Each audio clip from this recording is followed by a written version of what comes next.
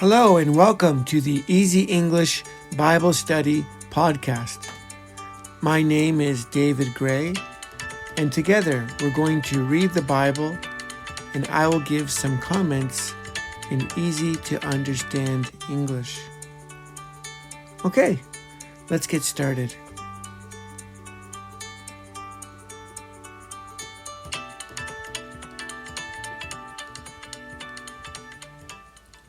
Welcome again, and today is the fourth Sunday in Lent.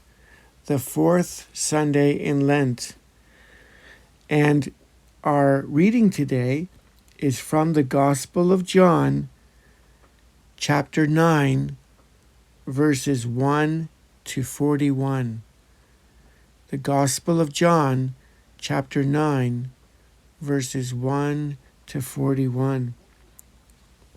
So today we have a long reading, and this will probably be a longer recording, and I will do my best for you today. Okay, so this is all about Jesus healing a man.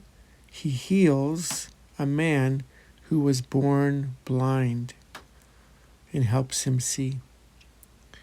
Okay, so let's read chapter 9, verse 1 of the Gospel of John. As he went along, he saw a man blind from birth.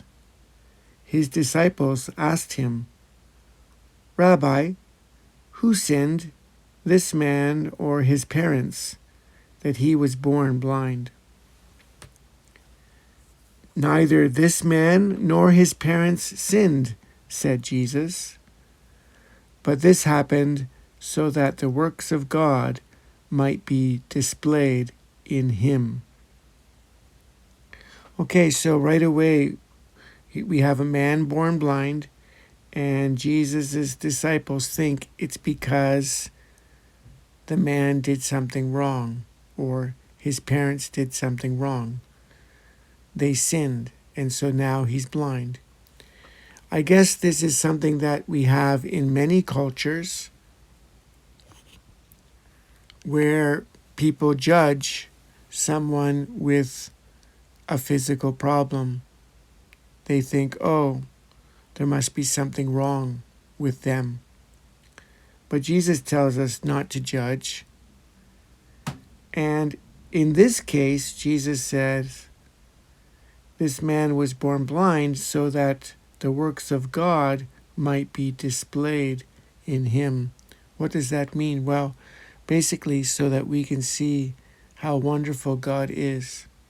God will do a wonderful thing and heal him. And then verse 4, as long as it is day, we must do the works of him who sent me. Night is coming when no one can work. While I am in the world, I am the light of the world. Okay, so Jesus wants to get things done while he can during his ministry. He knows he doesn't have much time. But he's also showing this image that he is the light, that Jesus is the light. The world is in darkness and Jesus is the light. Okay, verse 6. After saying this, he spit on the ground, made some mud with the saliva, and put it on the man's eyes. So spit, you're going to have to look in the dictionary. The water in your mouth that you spit on the ground. And saliva is also the water in your mouth. Saliva. So he takes this spit, he mixes it with the dirt. When you mix water and dirt, you get mud. And then he puts the mud on the man's eyes. Verse 7, "Go," he told him, "wash in the pool of Siloam." This word means sent. So the man went and washed and came home seeing. Okay, so the man had to listen to Jesus, right? He's still blind, and he's told, go. He wasn't healed immediately. He had to go somewhere. He had to go to the pool. And there he had to wash his face. So he must have trusted Jesus or believed. And he went home seeing. Okay, so here's a miracle. A man who is in darkness physically, his body, his eyes cannot see. He is in darkness. Now he can see the light. That's a physical change from darkness to light. Verse 8, his neighbors and those who had formerly seen him begging asked, isn't this the same man who used to sit and beg? Okay, so the people who know him, here it says who had formerly seen him. So formerly means before he was begging for money, asking the people for money. So they knew him as someone who asks for money. And they asked, isn't this the same man who used to sit and beg? So they're all surprised, right? Some claimed that he was, but others said, no, he only looks like him. But he himself insisted, I am the man. So some people realized that he was the man who was blind. Other people thought, no, it can't be him. But then he himself says, yes, it is me. Verse 10, how then were your eyes opened? They asked. He replied, the man they call Jesus made some mud and put it on my eyes. He told me to go to Siloam and wash. So I went and washed, and then I could see. Who is this man? They asked him. I don't know, he said. Okay. So now we're at verse 13, and the Pharisees, the religious leaders, they want to look at this. It's like almost like a court where they want to check, what was this really a miracle? Is this from God? Is this an evil thing?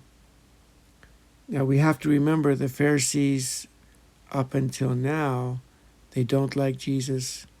They don't like what he says. They don't like what he does. So they must be wondering what's going on here. Verse 13, they brought to the Pharisees the man who had been blind. Now the day on which Jesus had made the mud and opened the man's eyes was a Sabbath. The Sabbath is the day of rest. You know, we are supposed to rest on the Sabbath. That is the commandment. That is the law from the Old Testament. And the Pharisees think it's very important to do no work at all on the Sabbath. So Jesus healing a man would be working. And so they would not like that. They don't like that. That's going against God's law. Verse 15, therefore the Pharisees also asked him how he had received his sight. He put mud on my eyes, the man replied, and I washed, and now I see. Okay, so now he's saying it a second time. He said it to his neighbors, now to the Pharisees. Verse 16, some of the Pharisees said, this man is not from God, for he does not keep the Sabbath. But others asked, "How can a sinner perform such signs?" So they were divided. Okay, so some of the Pharisees thought he can't be from God because he did this on a day of rest, the Sabbath. He did not keep the Sabbath. He did not keep the law of the Sabbath.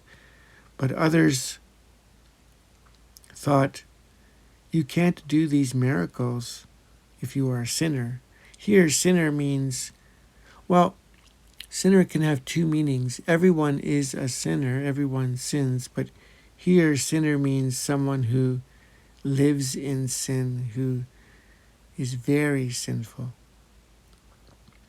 So they're saying, how can someone who is very sinful do such things? Verse 17, then they turned again to the blind man. What have you to say about him? It was your eyes he opened. The man replied, he is a prophet. Verse 18, they still did not believe that he had been blind and had received his sight until they sent for the man's parents. So now they doubt that he was really blind. Was he really blind, or was this some kind of trick? And so they sent for the man's parents.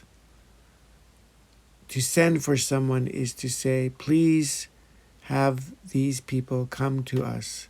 Please have these people come. We want these people to come to us. So they wanted the man's parents. And they asked, verse 19, is this your son? They asked. Is this the one you say was born blind? How is it that now he can see? Verse 20, we know he is our son, the parents answered, and we know he was born blind. But how he can see now, or who opened his eyes, we don't know. Ask him. He is of age. He will speak for himself. His parents said this because they were afraid of the Jewish leaders, who already had decided that anyone who acknowledged that Jesus was the Messiah would be put out of the synagogue. That was why his parents said, he is of age. Ask him. Okay, I think this Bible passage very clearly explains the problem, but I will help you a little bit more. He is of age means he is an adult. So he is an adult. He can tell you. You don't need to ask us. But what would normally happen, right? Normally you would think if someone goes from blind to being able to see, everyone would be celebrating. Everyone would be excited. But instead, everyone is afraid. Why are they afraid? Because the Pharisees decided that if you believe in Jesus, if you believe Jesus is the Messiah, you will be put out of the synagogue. The synagogue is the place where the Jewish people worship God. It's like church. So it means you can't go to church anymore. You are out. And, that would probably mean to people you are out of the community and you are out of God's grace. Okay? So they are very much afraid of being rejected. Verse 24, a second time they summoned the man who had been born blind. Give glory to God by telling the truth, they said. We know this man is a sinner. So when they say we know this man is a sinner, they mean Jesus. He replied, whether he is a sinner or not, I don't know. One thing I do know, I was blind, but now I see.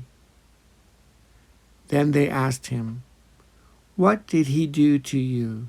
How did he open your eyes? Verse 27. He answered, I have told you already, and you did not listen.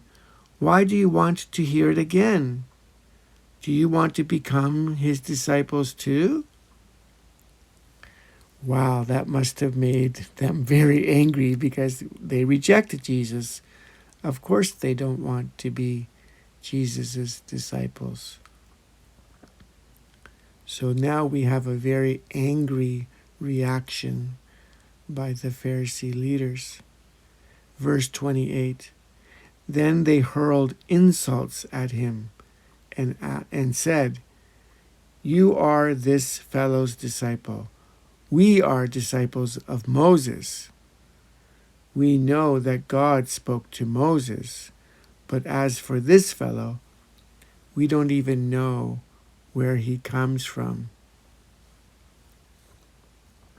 Okay, so they accept Moses, of course, and Moses is from God, but they do not accept Jesus. We don't even know where he comes from. Verse 30, the man answered, now that is remarkable. You don't know where he comes from, yet he opened my eyes. We know that God does not listen to sinners. He listens to the godly person who does his will. Nobody has ever heard of opening the eyes of a man born blind. If this man were not from God, he could do nothing. Wow, so he's saying something that is basically what many of the Jewish people believe. If you are good and you are from God, you could do this kind of miracle. But a sinner could not. Do they agree with him? Do they accept what he says? Verse 34. To this they replied, you were steeped in sin at birth. How dare you lecture us? And they threw him out. Steeped in sin is like you are totally deep in sin and at birth. So in other words, they are saying you were blind because you were very sinful. How dare you lecture us? You cannot teach us. You are sinful. And they threw him out. They told him to go away. Okay, they must have done it very angrily. So now we continue verse 35. Jesus heard that they had thrown him out, and when he found him, he said, do you believe in the Son of Man? Verse 36, who is he, sir? The man asked. Tell me so that I may believe in him. Jesus said, you have now seen him. In fact, he is the one speaking with you. Then the man said, Lord, I believe, and he worshipped him. 39. Jesus said, for judgment I have come into this world, so that the blind will see, and those who see will become blind. So Jesus is saying that those who see will become blind. What does that mean? He's talking about spiritual things again, just like he did with our previous episodes with the woman at the well when he talked about living water, or with Nicodemus when he talked about being born again. Here we're looking at physical blindness and being able to see, and now that's compared to spiritual blindness and being able to see. So when Jesus says, I have come into this world so that the blind will see and those who see will become blind, what does that mean? When Jesus speaks, when Jesus teaches, when Jesus does miracles, those who are humble, those who know they need God's help, they will see what Jesus is doing, they will see who Jesus is, and they will believe. But those who think they know, those who reject Jesus and they think they know everything, they think they are great teachers, and they think they know what God is teaching, but they reject Jesus, those people are blind. So it's interesting because the blind man could see spiritually, and the Pharisees, the teachers, could not see and spiritually, and so they reject Jesus. It seems like the Pharisees refuse to see. They strongly decide not to see. And so, remember in verse 32 when the blind man said, nobody has ever heard of opening the eyes of a man born blind. Verse 33, if this man were not from God, he could do nothing. The man who was blind said that, and it's very true what he said. But the Pharisees had already rejected Jesus, so they rejected anything Jesus does. Okay. So what does Jesus say? Verse 40, let's look at 40. Some Pharisees who were with him heard him say this and asked, what?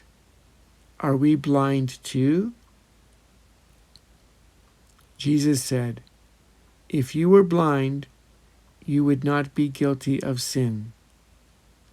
But now that you claim you can see, your guilt remains.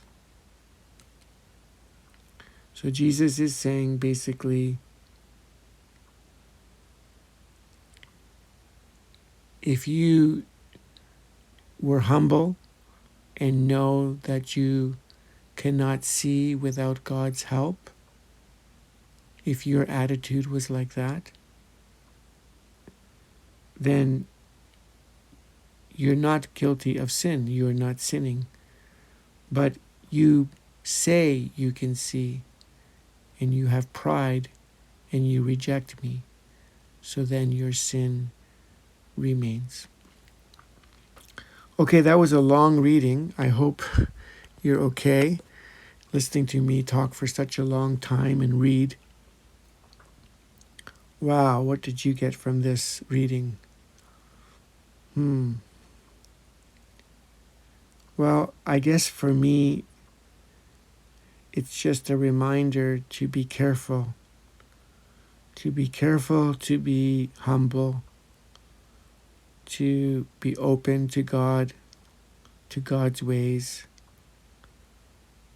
I ask myself sometimes, if Jesus came now, would I recognize Jesus? Maybe Jesus would not follow some things that I care about. Jesus did not follow the Sabbath. Now, he did it for a very important reason. That man was blind, and he wanted to help him. But there might be some times where some rules in my life might become too important. Some rules might become too important. And so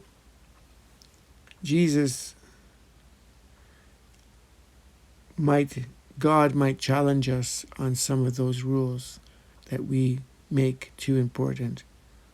And he wants us to see the most important things. The most important things. So, I guess, to be spiritually able to see, we have to really be humble and be careful and listen to God and not be prideful and not be thinking, oh, I know, I'm confident that I know what's right. We have to be open to God's working in our lives. Okay, well, I hope that was helpful for you today. And thank you for listening. I appreciate that you're listening. Are you a regular listener? Are you a new listener? If you are a new listener, thank you very much for listening. I hope you will, and thank you for listening to the end. I hope you will come back again. And for my regular listeners, thank you very much for listening on a regular basis. Thank you so much. Okay, well, take care and God bless you.